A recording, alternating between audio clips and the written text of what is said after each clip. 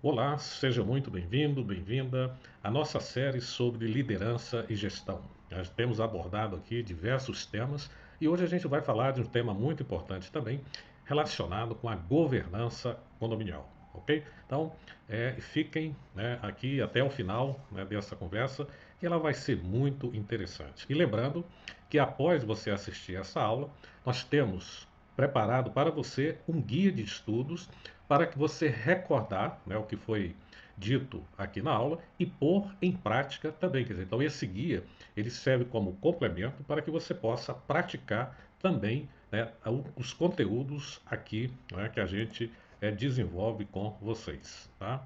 Eu vou fazer aqui o compartilhamento aqui da minha tela, né, para a gente começar a nossa aula de hoje, né, onde a gente vai estar falando aqui sobre esse tema, né, muito importante, que é a governança corporativa aplicada em condomínios. Né? Como que a gente pode blindar, né, o nosso condomínio para que a gente evite a ocorrência de riscos desnecessários. Né? Então nós vamos estar trabalhando aqui os conceitos de compliance, né, e accountability dentro da esfera civil, porque o síndico ele responde civil também pelo condomínio. Bom, então nós temos aqui é, um paradoxo financeiro. Qual que é o paradoxo que a gente tem aqui? Porque você tem receita, os condomínios, de uma maneira geral, a gente pode dizer assim, eles têm uma receita média de empresas, né? Uma receita de média empresa. Né? Agora, quando você olha o aspecto da gestão desses recursos, é como se fosse reuniões de vizinhos onde você se encontra, né, para trocar ali alguma ideia de um ponto de vista, às vezes, muito informal. Né? Então, esse abismo que a gente está colocando aqui entre o volume financeiro que o condomínio, né, tem e a informalidade dos processos, ele cria um ambiente propício que para fraudes e ineficiência operacional. Então aqui a gente tem que tomar cuidado, né, com essas duas frases aqui, quer dizer, fraudes e ineficiência operacional, devido que a informalidade dos processos da maneira como você gere o quê? Os recursos financeiros do condomínio. Né? Então nós temos aqui o orçamento de grande porte, né? Vamos fazer aqui um comparativo dentro desse paradoxo. Quer dizer, muitos condomínios movimentam milhões anualmente, o fluxo de caixa e o patrimônio acumulado supera o faturamento de muitas médias empresas brasileiras, né? E do outro lado, você tem, né, o que a gente observa, uma gestão amadora, dado esse volume de grande porte. Ou seja, que apesar dessa complexidade financeira, a administração frequentemente mantém o informalismo e o amadorismo típicos de reuniões sociais sem rigor técnico. Então eu chamo a atenção aqui para esse ponto, né, que a gente está discutindo, é a gente aprender a trabalhar, né, com rigor mais técnicos quando relacionado, né, às finanças do condomínio, ok? Então qual é o risco institucional que está envolvido neste caso aqui? Que é um gap de competência. Isso aqui é extremamente importante a gente compreender, né? Esse gap de competências que moram a fraude, o desperdício e a desvalorização do patrimônio. Né? Ou seja, em vez da gente ter uma gestão mais profissional, você tem uma gestão mais amadora e esse gap entre o profissional e o amadorismo é onde vai morar, né? Nós estamos chamando aqui a atenção de vocês, onde vai morar o que? A fraude, né? Que a gente está levantando aqui com vocês. Então nós temos fraude, desperdício de recurso e a desvalorização do patrimônio. Quer dizer, se você não tem os recursos aplicados de uma forma estratégica, isso irá contribuir para a desvalorização do patrimônio. Bom, e qual que é o que a gente chama da fundação estrutural? Ou seja, os quatro pilares da governança condominial. Para que isso serve? É para mitigar o risco institucional. Ou seja, o síndico deve abandonar a intuição e estruturar a gestão baseada em quatro princípios inegociáveis. E quais são esses princípios que a gente tem que persistir, dado o contexto da sociedade que a gente vive, onde parece que os valores são poucos praticados ou não se dá a devida importância a eles. Então, o primeiro que a gente chama aqui é a transparência, né? Ou seja, a clareza total nas informações e disponibilidade restrita de dados aos condomínios. Quer dizer, além das informações serem claras, o condômino tem que ter acesso a essas informações. Outro ponto fundamental dentro desse pilar é a equidade, ou seja, o tratamento isonômico, né? Ou seja, a garantia de que todos, moradores, funcionários e prestadores de serviço, sejam tratados de forma igualitária. Quer dizer, a gente tem que vencer esse ranço social de uma sociedade hierarquizada, né? O accountability, né? Esse termo aqui que significa o que é a prestação de contas e responsabilização clara pelos atos de gestão e decisões estratégicas. Então aqui essa prestação de contas, elas têm que ser transparentes, né? Como a gente viu, então isso aqui também está relacionado com a transparência nessa prestação de conta. Responsabilização clara, né, pelos atos de gestão e decisões que foram tomadas. Quer dizer, você pode tomar decisões equivocadas, então isso é fundamental. E a responsabilidade corporativa, outro pilar aqui muito importante, ou seja, é o foco na visibilidade e sustentabilidade de longo prazo do empreendimento. Então veja que esses 4 pilares aqui, eles constituem o que? A base da governança condominial, né? A transparência, equidade, accountability e responsabilidade colaborativa. Principalmente esse último, é importante entender que os condôminos também têm responsabilidade para com a gestão do condomínio, né? O síndico é responsável também, ele é o representante legal, mas isso não exime os condôminos da sua responsabilidade. Então, isso aqui é muito importante a gente ter esta compreensão, né? Bom, e agora o papel importante de um órgão que a gente tem que aprender, né, a trabalhar com eles de forma mais objetiva, que é o Conselho Fiscal, né, que ele pode funcionar como órgão de auditoria preventiva. Quer dizer, a função do Conselho Fiscal, ela deve evoluir, né, do inimigo da gestão, né, para um mecanismo técnico de segurança de processos. Olha aqui a gente tem uma mudança significativa do papel do Conselho Fiscal. E qual que é a visão tradicional que a gente tem? Quer dizer, a gente tem o conselho como carimbador de pastas ou opositor político do síndico, né? Essa carimbador de pasta aqui, eu que já participei de muitos conselhos, você recebe a pasta para assinar e carimbar, vamos dizer assim, aquele processo, né? Então aqui você tem foco apenas em achar erros passados, né? Quer dizer, você vai analisando aquelas contas para ver se identifica algum erro, para aí exatamente criticar o síndico, quando o conselho é o inimigo, né? Ele é o opositor político do síndico, né?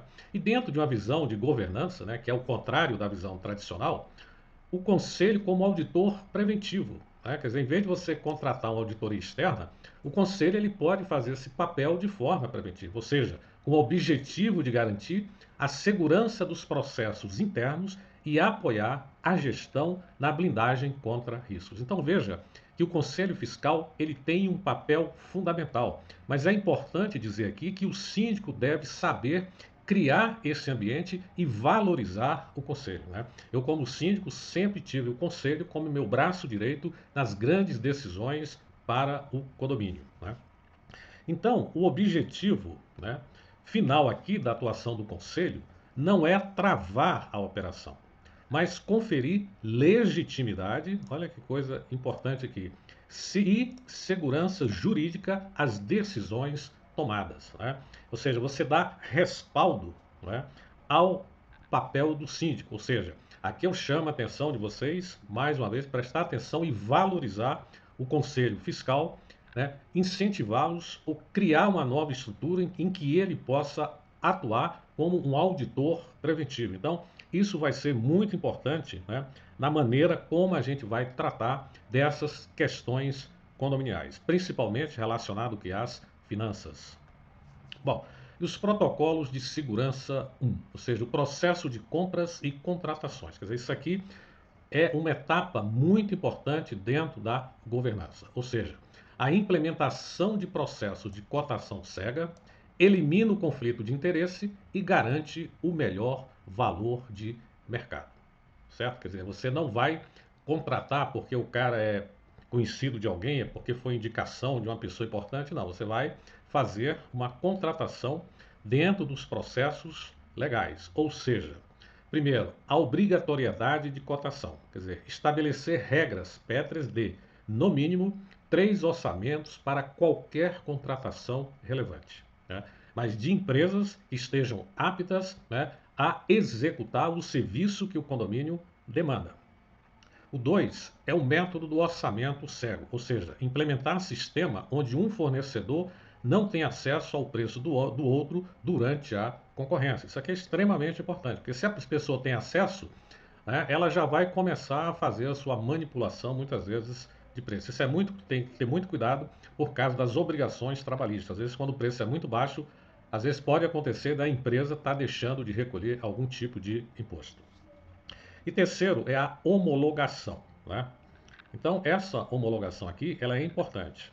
Por quê? Porque a verificação prévia da idoneidade da empresa antes da contratação, isso aqui é uma coisa que se faz pouco, né? Quer dizer, você às vezes contrata a empresa sem verificar a idoneidade dela e quando ela começa a operar, os problemas começam a surgir, tá? E os riscos que você pode evitar, quer dizer, você elimina o direcionamento de contratações e o sobrepreço, formalizando a etapa onde reside a maior parte das fraudes. Então, você passa a ter aqui um processo de contratação e de compra muito mais efetivo, mais transparente e claro, né, dentro desse princípio de governança que nós estamos trabalhando aqui com vocês. Bom, com relação ao que nós estamos chamando de protocolo de segurança 2 agora, é a conduta e formalização do informal. Isso aqui é extremamente importante. Quer dizer, a ausência de regras escritas cria zonas cinzentas. Olha que coisa interessante. Essas coisas elas têm que ser claras, elas têm que ser escritas, não é uma coisa verbal, né? A governança exige a documentação das expectativas. Olha como que isso, esse cuidado que a gente tem que ter. Quer dizer, o manual de conduta, né? Criação de documentos formais para funcionários, prestadores de serviço, detalhando deveres, proibições e padrões de ética, tá? Então veja que isso aqui, gente, é muito importante a gente trabalhar com esses critérios. E aí tem uma outra ferramenta que eu uso sempre na minha gestão, ela passou a me acompanhar constantemente, que é o SLA, Service Level Agreement, ou seja, um acordo a nível de serviço. Ou seja, é a definição clara do nível de serviço esperado. Olha que coisa, isso aqui é fundamental. Em contratos de manutenção e conservação. Porque observe que a contratação do serviço ela é uma expectativa. E muitas vezes as empresas vendem uma grande expectativa, só que quando ela começa a operar, muitas vezes ela fica aquém do que ela prometeu. Então o SLA é essa ferramenta que vai aferir essa expectativa relacionada com a qualidade dos serviços que são prestados. Em algum outro momento eu vou fazer um vídeo só tratando do SLA, tá?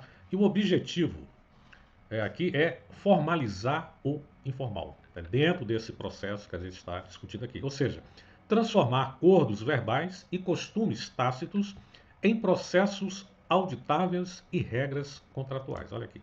Você lembra quando a gente falou do conselho que pode atuar como pré-auditoria? Então, ele exatamente aqui, ó, ele pode fazer esses processos auditáveis quando a gente propôs, né, aquela mudança de perspectiva com relação ao conselho, né? E com isso você cria o sistema imunológico do condomínio, ou seja, o método supera a intenção. Ou seja, a paixão e a boa vontade do síndico são importantes, mas não substituem o método profissional, tá? Sem processos, isso aqui é a essência da gestão, processos. A boa intenção, ela é vulnerável. Porque se eu tenho processos, eu tenho como aferir os processos através do SLA. Então, a governança corporativa, ela atua como uma defesa ativa, detectando e neutralizando ameaças antes que causem danos irreversíveis, né? Então, o cuidado, a atenção que a gente tem que ter aqui é extremamente importante. Então, com isso, você protege o seu condomínio contra a fraude e a ineficiência, não é? Então, nós chegamos aqui ao final dessa aula. Eu sou Audélio Dias, eu sou professor, escritor e gestor condominial. Aqui vocês têm o meu e-mail e aqui eu sou autor desses livros aqui, né? Condomínio em Perspectiva Multidisciplinar, Excelência na Gestão Condominial e agora o mais recente, o Fator Humano no Condomínio, né? Resolvendo conflitos e construindo comunidades. Então, essas são aqui as minhas obras que eu disponibilizo aqui para